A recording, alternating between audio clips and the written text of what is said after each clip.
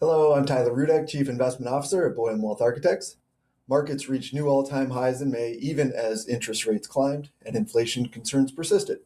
In this week's video, I'll walk through a few key charts to highlight what is driving markets and why long-term investors ought to stay focused on the bigger picture. Chart 1 addresses interest rates and inflation.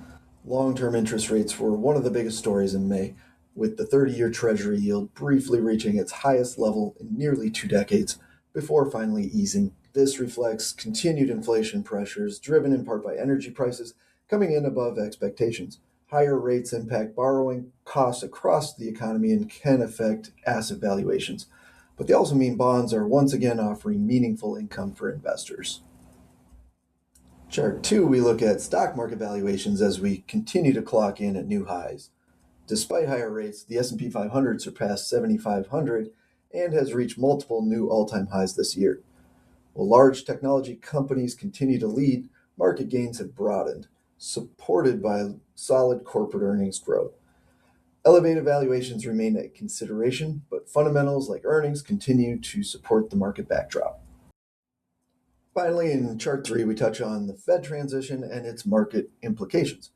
May also marked a leadership change at the Federal Reserve, with Kevin Warsh stepping in as new Fed chair.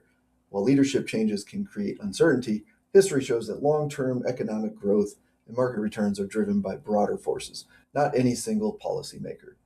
The Fed now faces a balancing act between managing inflation and supporting growth, which could keep markets sensitive to policy expectations.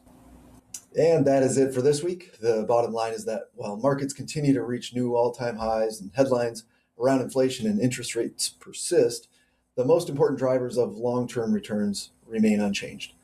Staying focused on fundamentals like earnings, diversification, and long-term goals is still the best approach for investors. As always, please reach out if you have any questions, and thank you for watching.